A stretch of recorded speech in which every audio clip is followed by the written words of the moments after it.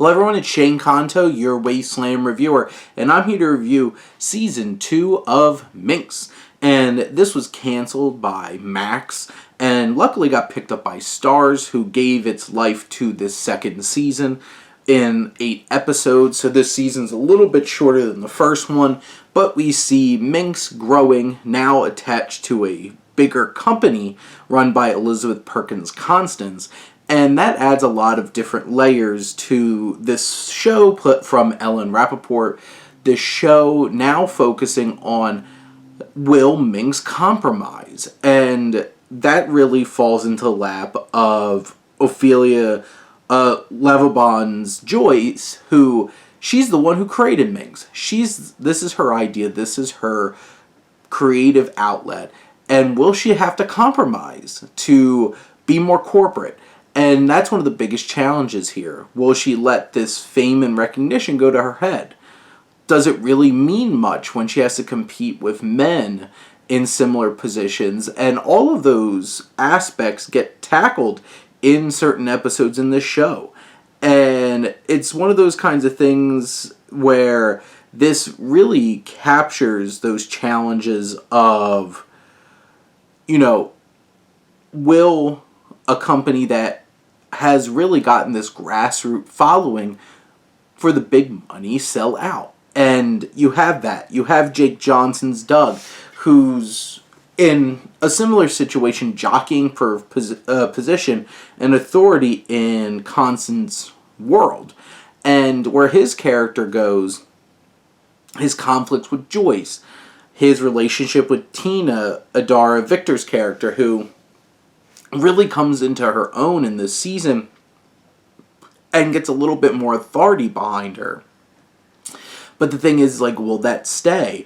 Doug always seems to find his way into places of control and power. And also this season ended with a very interesting twist in terms of Doug and where he's at and potentially who he's with. And Jake Johnson's so fantastic in this. This might be my favorite performance of his. He's just killing it in this show.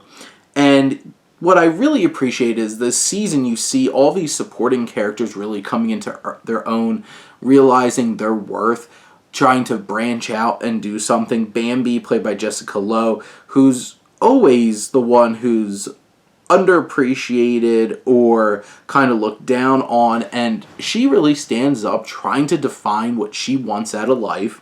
Her relationship with Joyce's sister Shelley, played by Lennon Parham, who she gets to really stand out in this season and really come to her own, and where she fits in her marriage and what she really wants out of life and who she really is.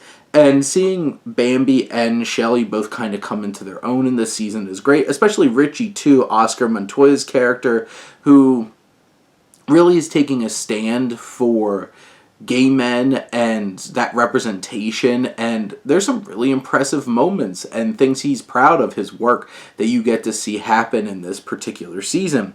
And it's one of those things where you see the corporate corruption of this magazine, and you also see the power dynamics and how those who are on lower rungs are going to try to push up and say, hey, I deserve more. And we see that from Bambi and Richie and Shelley trying to step out of that shadow of Joyce, and seeing the journey that Joyce goes on to be able to come to grips with, hey, maybe I need to change how I'm doing things and really be more connected with everybody else involved in this.